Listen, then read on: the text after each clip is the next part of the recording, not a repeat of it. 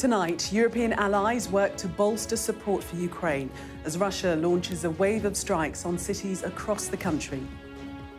A nursery amongst the sites hit in the drone and missile attacks, which killed at least 6 people and left dozens wounded. President Zelenskyy says Donald Trump's calls to freeze the conflict at current front lines is a good compromise as he visits Sweden to secure more fighter jets. The Secretary-General of NATO is due at the White House this hour.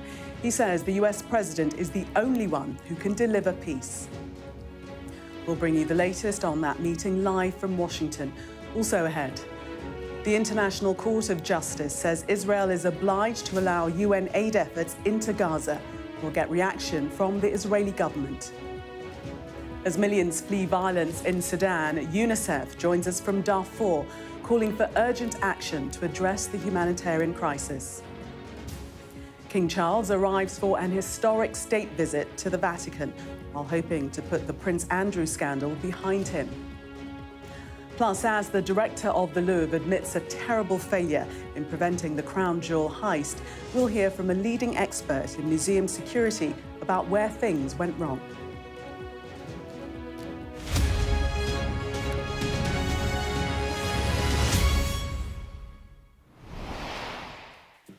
Good evening. Tonight, the Secretary-General of NATO meets Donald Trump at the White House as European allies try to firm up US support for Ukraine.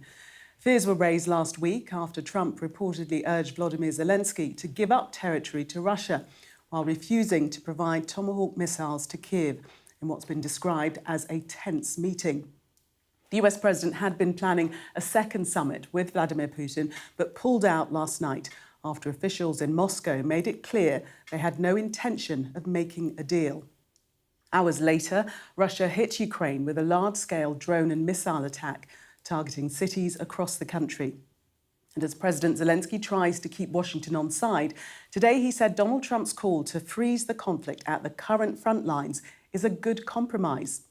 We'll cross live to the White House in just a moment. But first, here's our security and defence editor, Deborah Haynes. A signal to Britain and its allies of Vladimir Putin's nuclear firepower. Intercontinental ballistic missiles tested by Russia's nuclear forces. The president in command, a day after Ukraine used British-supplied Storm Shadow cruise missiles to strike targets inside his country. Good afternoon, comrades. Today we have I want to emphasize this, scheduled nuclear force control exercise. As the Minister of Defense just reported, let's get to work. Also working hard is Ukraine and its European allies. A Swedish fighter jet displaying its strength. Watching on, the Ukrainian president and Sweden's prime minister. Volodymyr Zelenskyy plans to acquire dozens of Swedish jets. He needs Europe to keep supplying his country with weapons as efforts by Donald Trump to broker a peace deal between Kyiv and Moscow flounder. Ukraine is ready to move toward diplomacy. We support the matter of a ceasefire. We're ready for diplomacy, but not on the condition that we must withdraw from somewhere, giving the aggressor our land, our territory. President Trump appears to support a ceasefire deal based on freezing the current front lines. But Russia wants Ukraine to give up more land. It means a plan announced just last week for the American and Russian leaders to meet in Hungary is now on hold. No, I don't want to have a wasted meeting. I don't want to have a waste of time, so I'll see what happens. In Ukraine, though, there is no time to waste as Russia's war devastates more lives. Rescuers scramble to save children from a nursery in the city of Kharkiv struck by drones. None of the boys and girls were harmed, but a person here was killed. Donald Trump says he wants to end the bloodshed, but Russia doesn't seem to be listening, at least not yet. Deborah Haynes, Sky News. Well, Well, as Mark Rutte prepares to meet Trump at the White House, our correspondent David Blevins caught up with him on Capitol Hill and asked about reports Zelensky's meeting with the US president had gone badly. Secretary-General, Sky News, can we just ask, is your visit here at this moment not an indication that President Trump's meeting with President Zelensky on Friday was a total disaster? No, not at all, because this was already planned before. I was texting with the president after an enormous success in Gaza, and we said, hey, let's have a meeting in Washington to discuss how we now can deliver his vision on peace in Ukraine. And when it comes to the meeting last week, Friday, you have also heard President Zelenskyy. I think that was a good meeting. It was a successful meeting. It's exactly what we need. It's the American president who broke the deadlock with Putin in February, took that leadership role, which only he can, and he is delivering. And I'm really commending him for that. So that was a good meeting, and we will build on that. Well, our US correspondent Mark Stone is at the White House for us now, waiting for Mark Rutte to arrive. We know what will be on the agenda. Do we know how he'll be received by President Trump, Mark? Well, you say we know what will be on the agenda. We don't precisely know how today will be framed, because it is really very hard to keep up with Donald Trump's view and side, frankly, that he appears to be on in this war. I was describing yesterday, it's a kind of push me, pull you going on, where Donald Trump, as is often the case, seems to side with the last person he has spoken to. And so it was Vladimir Putin late last week who got in there early and had a phone call with Donald Trump. And that seemed to completely shift the president's position from the position he had just a few weeks earlier at the United Nations, where the president of Ukraine, Volodymyr Zelenskyy, seemed incredibly upbeat when I spoke to him there about where the position that Donald Trump was in then. So push me, pull you is kind of how it is at the moment. Mark Rutte is due here any moment now. We're not expecting that he will come in the usual entrance through the East Wing. At the moment, this is being framed as a private meeting. We do expect that afterwards, Mark Rutte may give a few words to us out here. We'll see if that happens. But there has been a flurry of news over the course of just the last hour, but also the past 24 hours. I mean, the fact that Volodymyr Zelenskyy is now publicly saying that he agrees in principle to a compromise being freezing the front line where it is. That's new. That's very, very significant, and it aligns with what Donald Trump has been asking for. It clearly also means that Ukraine would be giving away quite a lot of land, which is not something up until this point that Zelenskyy has been remotely interested in. So that's really important. And then in the last hour, two bits of news which I think are pivotal. The first is that Scott Bessent, the Treasury Secretary, in the last 20 minutes has been out here at the microphones and announced quite out of the blue that either tonight or tomorrow, America will impose new and significant sanctions on Russia. Now, you'll remember that the Americans have always had this sanctions option in their back pocket. They've not used it, presumably because Donald Trump thinks that it would prevent Vladimir Putin from coming to the negotiating table. It would turn him off in that sense.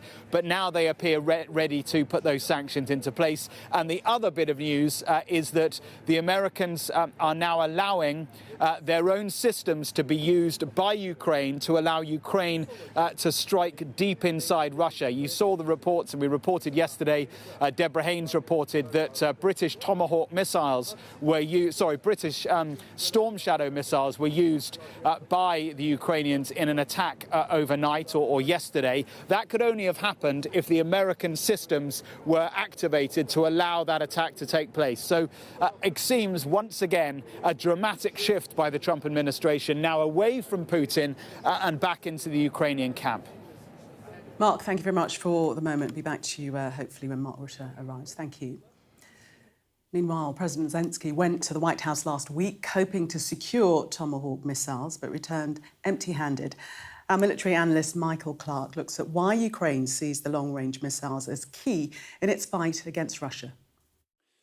Up until last week, it seemed that Ukraine would be able to buy Tomahawk missiles from the United States. They're a very capable missile, capable of striking deep into Russia. And that worried the Russians. And President Putin got in first with a 2-hour phone call to President Trump in which he got him off the idea of selling Tomahawk cruise missiles to Ukraine. So when Zelensky went to Washington last Friday, not only did he not get Tomahawk cruise missiles, but Trump seemed to have changed his position completely. And now he said, whereas previously he'd argued that the Ukrainians could really do very well and prevail in this conflict, now he said that you're finished, the Russians will completely obliterate you, you've got to go for Russian terms now while you still can. And Russian terms really mean surrender. So Zelensky left the White House without any Tomahawk cruise missiles and with bad blood again between him and President Trump. However, he does have Storm Shadow missiles. These are sort of Storm Shadows carried on aircraft. And last night, in a series of big attacks across many Russian regions, the Ukrainians made it very clear that they used Storm Shadow to attack a chemical factory in Bryansk. And that chemical factory is quite important because it produces explosives and rocket fuel for all of the weapons which the Russians are using night after night in these big massed air attacks against Ukrainian cities to try to take out the whole energy infrastructure of Ukraine before the winter really sets in, making a really miserable winter for the Ukrainian population. And the politics of this is very interesting because the three presidents, Trump and Putin and Zelensky, are all trying to demonstrate something by these weapons. President Putin is demonstrating that he will not stop. President Zelensky is demonstrating that he has European support and he's not finished.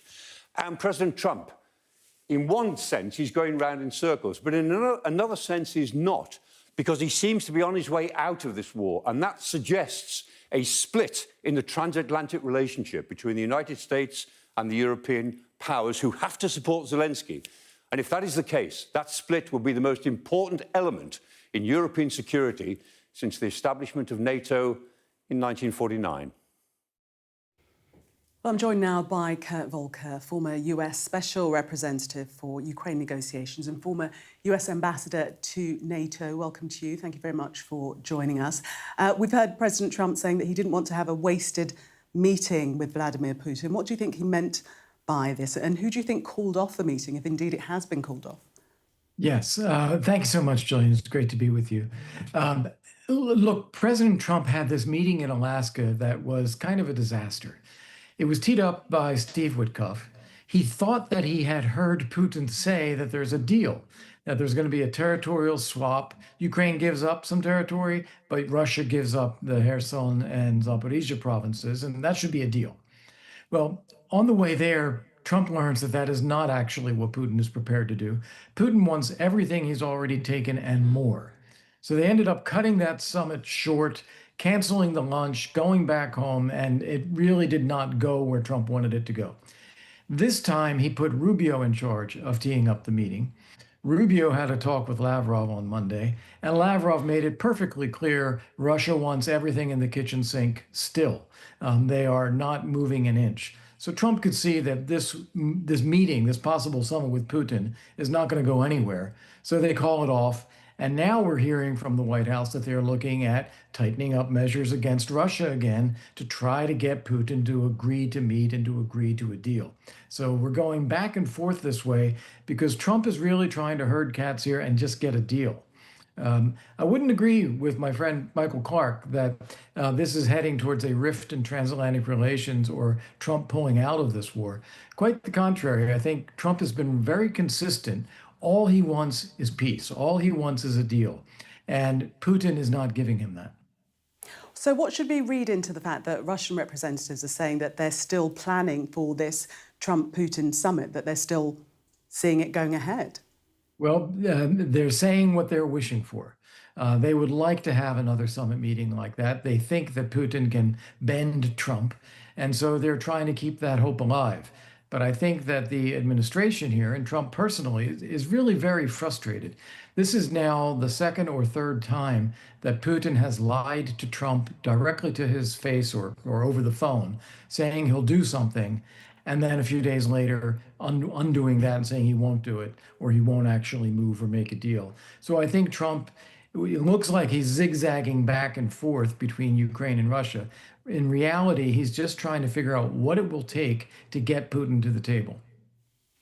And as far as we can tell, do you think that President Trump has changed his mind in regards to Zelensky and providing Tomahawk missiles? I mean, that was the very reason that he went to the White House, but we know that he's denied him that. Yeah. Well, I think what Trump was doing was dangling the prospect of sending tomahawks in order to coax Putin to the negotiating table to end the war. And with that phone call from Putin last Thursday, he thought that that was working. But then, of course, Putin is playing the same game. Putin is dangling the idea of a ceasefire and of a summit meeting with Trump in order to get Trump to back down on doing tough measures like that. I think from what we're hearing from your White House correspondent just now, it sounds like the administration is again concluding they don't have a choice. They're going to have to do some tough measures. And tomahawks, no single weapon system is a be all and end all, but tomahawks would be particularly useful. And I would bet you that they will be provided and that they will be provided with some restrictions on their use in the sense that we get to approve the target.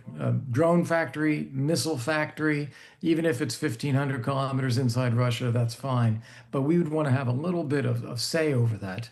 And I would also bet that we would be telling the Ukrainians, if Russia agrees to a ceasefire, you don't use them at all. They're your deterrent for the future. The fact that they haven't been provided at this stage, will Putin see this as a victory, do you think? Putin knows well enough. He's very sophisticated. He knows nothing is ever over. So the fact that the decision was not made to provide them last week doesn't mean that a decision to provide them will not be made in the future. So everyone is still trying to gain this. According to some reports, the meeting between Zelensky and President Trump was very hostile. There was cursing and maps reportedly were thrown on the floor. But Mark Rutte is saying that his visit to the White House shouldn't be read as any signal of a crisis. Do you believe him? Yes, I do. And I had a chance to get a readout from the Ukrainians after the meeting with President Trump. I didn't get the sense it was as bad as reported in the Financial Times. Trump curses a lot anyway.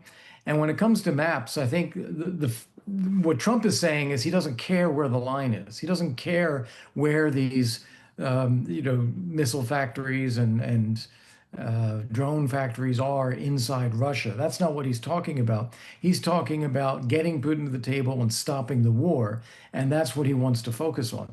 So he's just frustrated, and I don't think necessarily frustrated at Zelensky, but just frustrated that he's not getting the deal that he wants. And it is really Vladimir Putin who's the one who continuously rejects Trump's offers. How confident should Mark Rutte be of Trump's support for NATO? Yeah, I think quite. I mean, if you look at what's happened, Trump complained a lot about European allies not carrying their share of the burden. He got everyone, with Rutte's help, to commit to 5% of GDP for defense spending. Countries are all above 2% now, and many are moving in that direction of 5%. Trump left that meeting in The Hague earlier this year quite positive about NATO, saying it's changed, it's not a ripoff, these people are serious about European defense, and Trump really wants Europe to lead more on defense for the security of Europe and on support for Ukraine. Kurt Volker, former US Special Representative for Ukraine negotiations and former US Ambassador to NATO. Thank you very much for speaking to us. Thank you. My pleasure. Thank you. You're watching The World. Still to come. The United Nations top court accuses Israel of using starvation as a method of warfare. You'll get reaction from the Israeli government.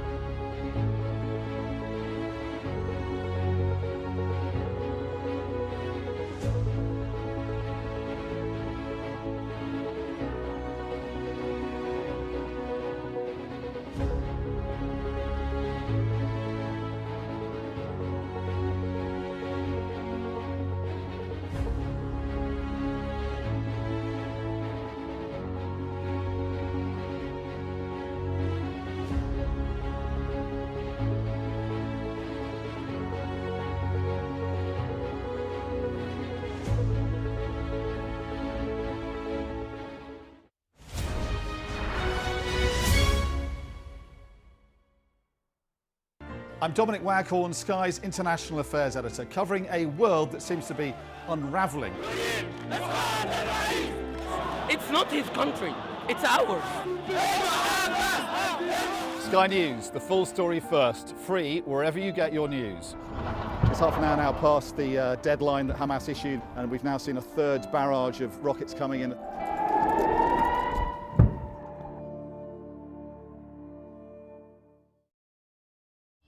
We arrive. A secret hospital hidden in the Myanmar jungle, treating the victims of this bloody war. This is Myanmar today. Its military rulers don't want the world to see, but we have. I fight for my own future. I fight for my generation's futures. This is an actual crime. They don't care for that. Myanmar army is only a couple of kilometers away. So this is a major humanitarian disaster.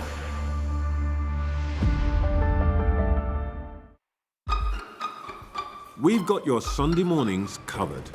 From the front page and the sounds of the streets to the voices of the people who make the major calls and big picture politics beyond Westminster. We'll put you at the heart of our story. I'm ready. Are you? Join me, Trevor Phillips, Sunday mornings on Sky News. Welcome back. The International Court of Justice says Israel must allow basic aid to be delivered to the people in Gaza. Israel has accused the United Nations' main aid agency in the region of being infiltrated by Hamas, claims the organisation denies, and indeed the court found baseless. Today's ruling is non-binding, but will put further pressure on Israel to lift its restrictions. I got reaction to the ruling from Shosh Bedrosian, a spokesperson from the Israeli government, and started by asking her what she makes of the verdict. This was something that was predictable. This was bound to happen. The biggest disappointment, of course, for us is that UNRWA was not called out for working with Hamas terror operatives, specifically on October 7th, and having a hand-in-hand relationship between UNRWA and Hamas itself. We have specific stories of UNRWA employees who infiltrated on October 7th into Israel. Specifically, one story comes to mind, and it was all caught on camera, which was one of our hostages' bodies was kidnapped by an UNRWA employee outside of Kibbutz Be'eri. It was all caught on surveillance video. So the fact that this ruling does not talk about the role that Hamas has inside of the UNRWA spot here, it's disappointing for us to see something like this. To the ruling, basically what it says is that Israel is obliged to facilitate the delivery of humanitarian aid to the Gaza Strip by the United Nations and its entities to ensure the basic needs of the Palestinian civilian population are met. Do you agree with that part of the ruling? Well, Israel is doing that, and Israel follows its policies, and that's actually what's taking place now. Aid is going into the Gaza Strip as usual. This is a part of this 20-point plan that President Trump helped Prime Minister Netanyahu put in place to ensure that aid does go into the Gaza Strip, and it's getting to the areas that are critically needing this type of aid, and that nothing is stopping it from getting there, ensuring that Hamas is not stopping the aid and taking control of it, making sure it's reaching the population that need it the most. So the policy of getting aid into Israel is always critical for Israel. But the point is enough aid getting into the Gaza Strip? Dr. Tedros from the World Health Organization is quoted as saying that really there should be 600 trucks a day going into the Gaza Strip, and it's nowhere near that. Possibly at maximum 200 are getting in. So it's less than half of what should be the optimum amount to get aid to the people that need it. Sure. Well, I'm hearing that the numbers are actually up to where they should be, and that the aid is continuing to go into crossings like Kerem Shalom. And there's even possible options, I believe, of more crossings opening in the near future as well. But so like do you know how many trucks are getting in on a daily basis now? I don't have the exact number, and if you would like that number, you can reach out to COGAT, which is working to make sure trucks do go into the Gaza Strip. And like I said, make sure it gets to the right hands, to the people who need it the most inside of Gaza. The ruling today, doesn't it simply underscore Israel's their obligation, if you like, to meet international law, to make sure that aid is getting in? Well, I think it actually underrules the court itself for not talking about the role that UNRWA had on October 7th. We have to remember October 7th is a day that it literally lives in our souls here in Israel. It's a day that is so tragic, the massacre that took place, and to know that UNRWA employees, at least 11 of them, participated on October 7th. We even had hostages that were released saying they were held in locations of where UNRWA was operating, also seeing hostages reported seeing boxes of UNRWA food inside of their homes. And so when you hear these stories, you wonder why the ruling didn't also bring up the fact that UNRWA had a role on October 7th and its employees work hand in hand with Hamas. It needs to be said, it needs to be understood, it needs to be remembered what we went through on October 7th and why this needs to be recognized. But UNRWA was investigated by the UN, and 9 of their operatives were found to have had links to Hamas, of 13,000 employees. Okay, I'm glad that they were investigated, but that needs to be continuously upheld, that there were people that participated on October 7th. And this is something that Israel is expecting a court to say and to be known, especially in situations like this. But the UN is saying now that UNRWA is under extreme investigation and scrutiny like never before. So this can never happen again, and it has been dealt with. Is that a reason to disregard UNRWA's role in any future aid giving? Well, the United Nations has been against Israel for an extremely long time. Prime Minister Netanyahu was just there at the United Nations General Assembly, standing up when countries and diplomats decided to walk out and not hear what the Prime Minister had to say. He stood up and he talked about the achievements that Israel needed to do in order to get to the place where we are now, which is an incredible moment that everyone needs to realize. There is a ceasefire that is in place at this point in time. With the help from President Trump, diplomatically, from Prime Minister Netanyahu's efforts militarily, this is where we are. So the United Nations... Sorry to interrupt, we are running out of time. It is a very hopeful moment, but part of that peace agreement with Donald Trump was to allow full aid into the Gaza Strip, and that's simply not happening. It's being restricted at the moment, isn't it? Well, I would like to pose the question to you. Where are our 13 deceased hostages, and why have they not come out yet? That is the question I'd like to pose under this 20-point plan. There was a commitment made by Hamas that they would release all 48 of our hostages. 20 of our living hostages have come out so far. We are waiting for 13 deceased hostages to be released. Where are they? It has been 9 days. Do you acknowledge that Hamas has asked for help to retrieve those deceased, that Gaza is now a demolition site, that many of those deceased will be under rubble? Perhaps some of the people that are responsible for their killings, they are no longer alive and don't know where the bodies are. People don't know where they are. Do you accept that Hamas is wanting to retrieve these deceased? I don't accept anything Hamas is. It's a terror organization, and no journalist should accept anything that they have to say. They have been holding hostages. They are holding their own people hostage. They are a terror organization that is executing their own people in the center of streets inside of Gaza. It is something we are watching very closely here in Israel. Can you imagine those videos that are coming out of men being blindfolded with their arms bound behind their back, getting executed in the streets inside of Gaza for refusing to support Hamas, a terror organization who has inflicted immense pain on the Palestinian people? So when it comes just one to final Hamas, question, because we are running out of time. Do you think that it's right to withhold aid from the people in Gaza because the bodies of deceased haven't been returned as yet? Israel is following the policy and making sure aid is going into the Gaza Strip. You're not restricting aid going into the Gaza Strip. We have aid going into the Gaza Strip as per usual and as per this agreement. Like I said before, we are upholding this framework. We are expecting the other side to do the same.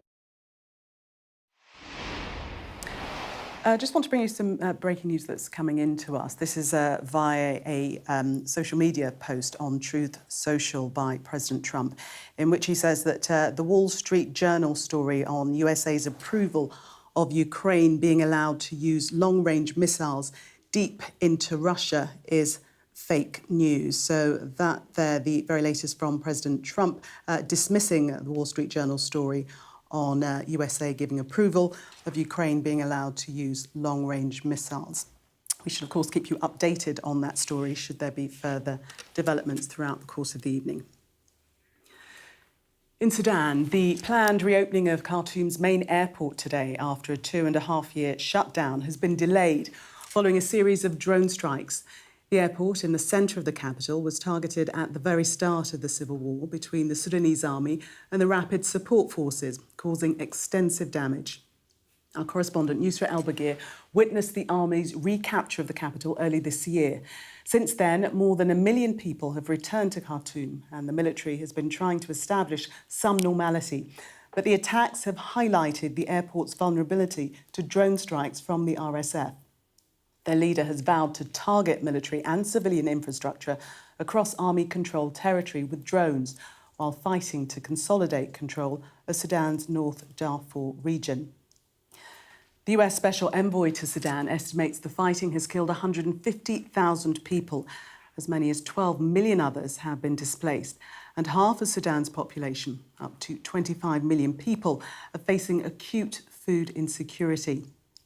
The United Nations is concerned escalating violence will hamper their response efforts for what is the biggest humanitarian crisis in the world, with the numbers in need of access to food and water far exceeding available resources. Well, earlier I spoke to Ted Chabon, UNICEF's Deputy Executive Director, who's in Darfur, and I began by asking him about the situation on the ground. Look, Darfur is going through a terrible phase where conflict is continuing, specifically around Fashur. We've got 260,000 people trapped in a siege for over 500 days. The people who have fled the city have had to go through a gauntlet of checkpoints where they've been stripped of all of their belongings. They've had to pay to get through. They've experienced sexual violence, and they finally found themselves in places around the surrounding towns and villages where they've tried to take refuge. And there they've arrived with nothing. The humanitarian agencies, including UNICEF, the UN, and the NGOs, are working to try to provide support to those families. And when I met with some of the families here in their TT displaced from Fashur, they said, we need security, we need food, we need access to health, and really important to us, our children need to continue to have access to education so there's a hope in the future. How would you describe what people are experiencing? Look, it basically is inhumane. It's inhumane that you're under siege for over 500 days. You then try to flee to security and you're extorted on the way to try to get to the place where you're going to be safe. It's traumatic. It's violent. It affects the child in every particular way. Their psychosocial well-being, their physical well-being, their sense of self and security. So what we need to do first and foremost is provide support to those families that we can access, those families that have left. And again, it's an array of services that they need, starting with health and nutrition, but also looking at issues like psychosocial support and education. But ultimately, what's needed is an end to this conflict. There has to be a political solution to this war raging in Sudan, which has impacted the country as a whole and dislocated the country as a whole. It's been going on for 2.5 years. We're at risk of losing a generation of children, and there isn't a military way forward. What is the specific impact on children? 90% are not able to go to school. Many have been displaced. What is the specific impact that it has on a young child? So Sudan is the largest child displacement crisis in the world. 4 out of every 5 children is out of school. 1.4 million children live in hotspots at risk of famine.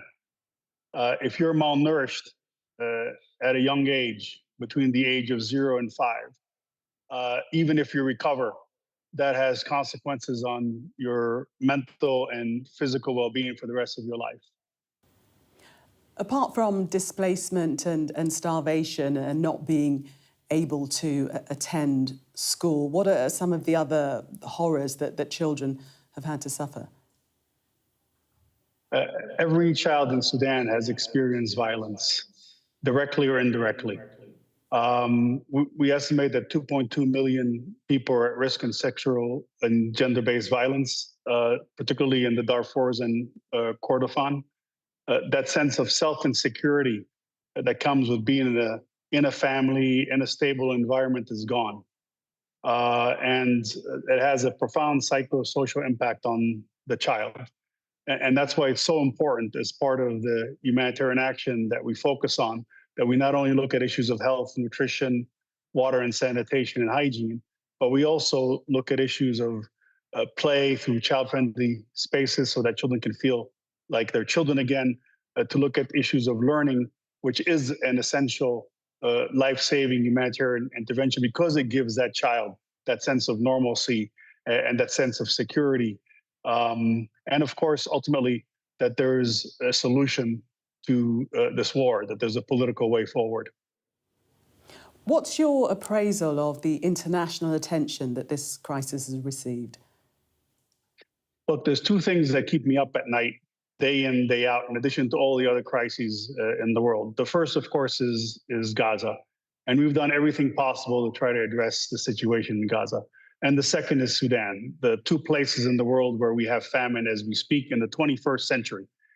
In my view, Sudan hasn't received nearly enough attention. And there needs to be much more attention to the crisis here. Of course, we appreciate what attention has been received, both in terms of finances, in terms of attempts to bring the political parties towards a political way forward, including the work of the quartet.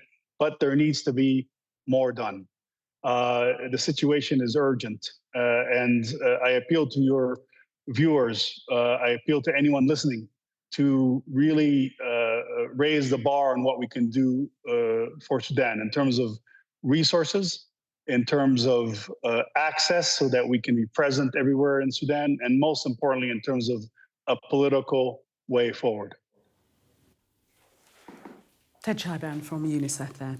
This is The World. Next up, the King and Queen have arrived in Rome ahead of their historic Vatican visit.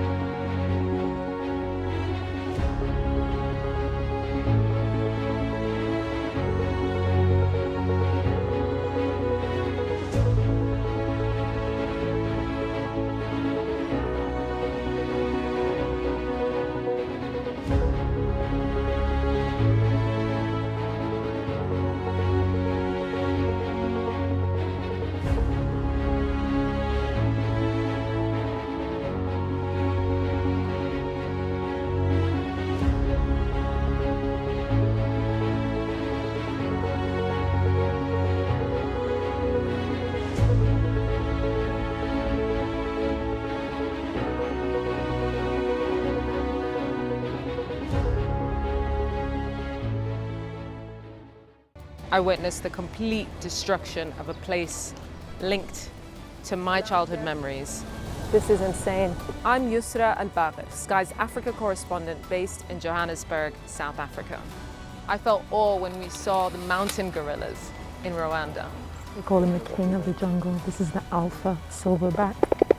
Sky News, get the full story first.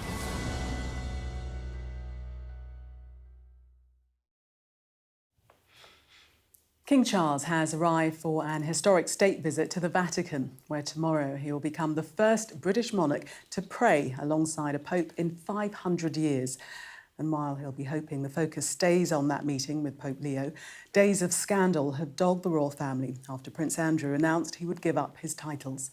Our royal correspondent, Rhiannon Mills, is in Rome and has this report.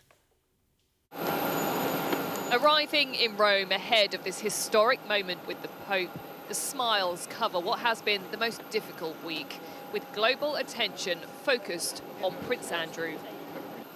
But as they were here representing the government, the Prime Minister back in London was facing more questions about Prince Andrew and his home, Royal Lodge.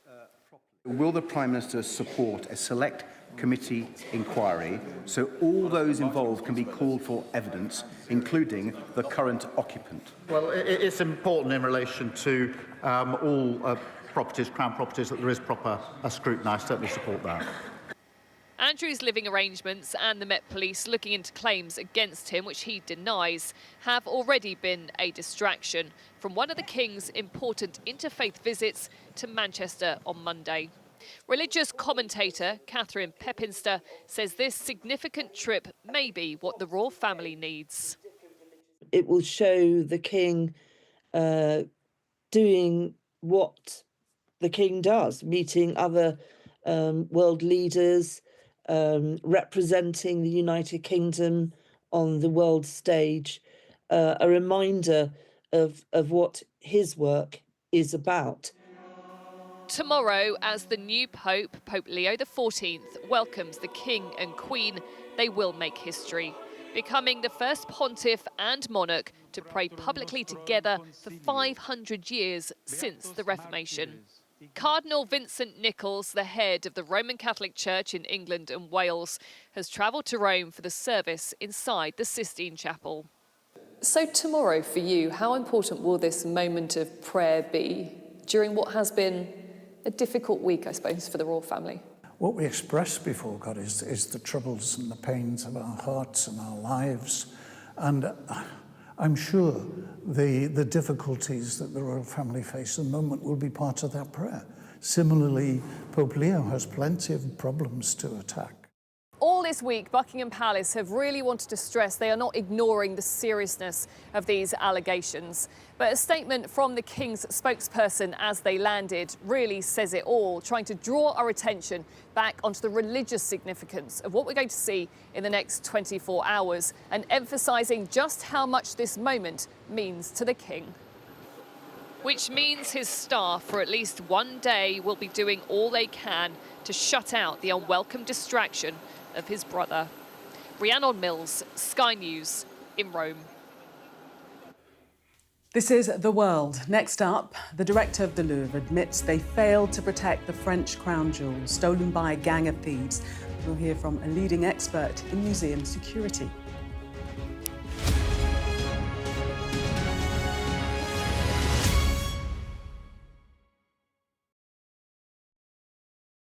People that pod together, they have a little hive brain going on. They've not had a good week. I've had a good week. There's a teaser there, a teaser. Oof. OK, nothing to see here. Drama over. Full stop. Anyway, we'll get to that. She will be mortified. Because she's the first female chancellor.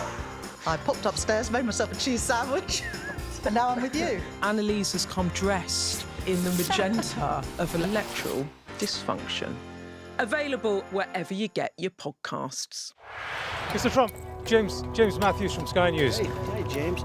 I'm James Matthews, and I'm Sky's US correspondent, based here in Washington, D.C. Mr. President, what will you say next to Benjamin Netanyahu? In June 2009, did you stay at the apartment in Manhattan of Jeffrey Epstein?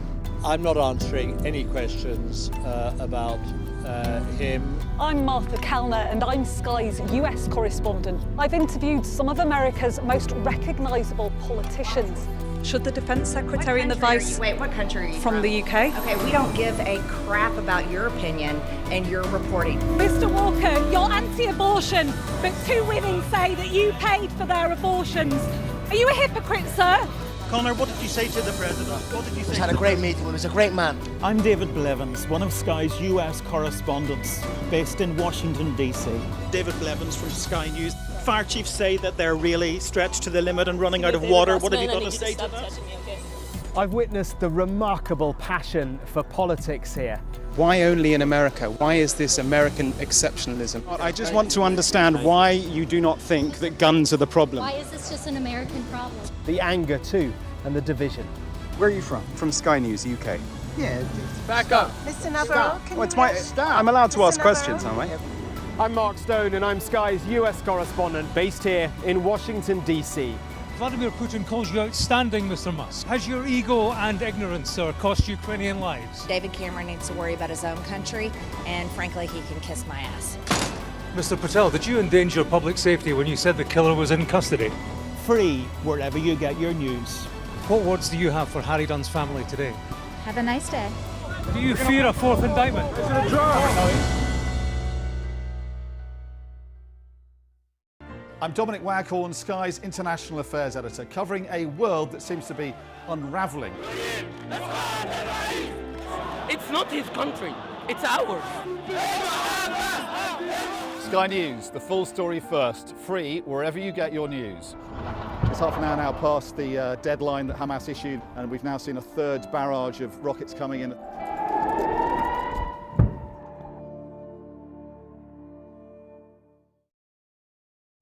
We arrive. A secret hospital hidden in the Myanmar jungle, treating the victims of this bloody war. This is Myanmar today. Its military rulers don't want the world to see, but we have. I fight for my own future. I fight for my generation's future. This is an actual crime. They don't care for that. Myanmar army is only a couple of kilometers away. So this is a major humanitarian disaster.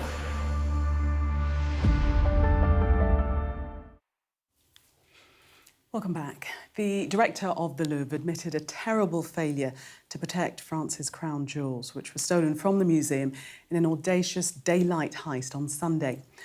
Laurence Descartes told French senators that she was warned just how obsolete the equipment at the museum was when she took the job, and confirmed that she had offered to resign. And I'm joined now by Vernon Rapley, former Director of Security at the Victoria and Albert Museum in London. Good evening to you. First of all, were you shocked by the simplicity and bold nature of this crime?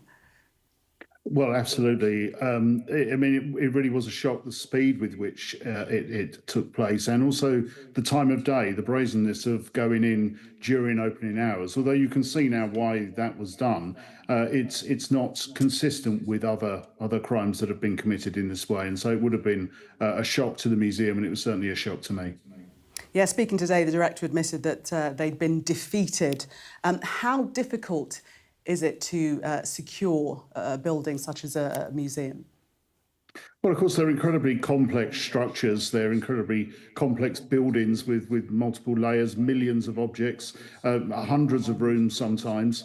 And of course, they're publicly accessible. Museums are not safes. They're not vaults for objects. They're there to show the objects and to allow access to those objects. And so they are, by nature, vulnerable to attack, because anyone who has millions of pounds worth of diamonds in a bank or a store locks them away where they can't be seen and can't be attacked. And of course, the museum has the duty and the responsibility to make sure that those objects are displayed, and that gives them a degree of vulnerability. Do you think that the Louvre were slack in their security? We heard evidence that a camera on the Apollo gallery was actually facing the wrong way, and there was nothing on that balcony to protect it. Yeah, I mean, the fact that a camera doesn't cover an area, this isn't inconsistent with other museums. What shocks me about this is that it was known about for many years and no other mitigation has been put in place. So museum security is about building layers of protection around the objects at different operating times. So it's a very different thing to protect the museum when it's locked down at night to when the museum is open. And so you need layers of security to protect it. When one of those layers is defective or is missing, you need to risk assess that and compensate it with other mitigation, with other layers. So I would expect that when a camera isn't working or an area isn't covered by a camera, that some other effort will have been put in place, whether that's technical security, that there may be some sort of scanner or beam that gives an early alert, whether it's patrols of security guards or even police officers outside that can give that early warning. Security in museums is all about getting notification of a threat as early as possible so that they can react to it. So who or what is to blame? I mean, is it a case of lack of finances, that the infrastructure wasn't in place to stand up to the attack, the theft? Is that what it is? Look, I work with a lot of museums, and a lot of them are under incredible pressure with finance. But the question really is where those priorities lie. Museums are being asked to do more and more to make their collections accessible, to do wonderful things, create great exhibitions, but rarely are they spending more money on security. And in fact, we read today in the report that there have been cuts. Security has been reduced in financial terms and in staffing terms. And that's inconsistent with a museum or any museum whose visitor numbers are increasing and who face these real vulnerabilities at the moment. This is not a new trend. The theft of gems and precious metals is not a new trend. This is not a new trend that's happened since 2021. In fact, this has been very obvious to the world and certainly in Europe since 2017 at the very latest, and probably before. The museum director is saying that there will be improvements, promising improvements, but is it a bit too little, too late, basically, and shutting the stable door after the horse has bolted? Well, no. Yes, it's incredibly sad they've lost these objects, but the Louvre is full of many, many millions of other wonderful objects, and absolutely they should improve security so that they protect those objects and carry on being able to display them and for people to be able to enjoy them. So it is a matter of balance here, and I welcome the news that they will invest in security. There was a few things that sort of troubled me, that you've got to deal with all the different risks at one time. You're not facing, the director of the Louvre said that, a while ago they were concerned about protesters throwing soup and then they were concerned about firearms, for example, and now they're concerned about gem and metal theft. These threats are concurrent. They're different groups of people. It's not moving from one thing to another. Museums are not facing one security threat at the moment, and that one threat is not gem and gold, just gem and gold theft. There are a plethora of other threats that museums are facing, and they need to put in place measures that combat all of those.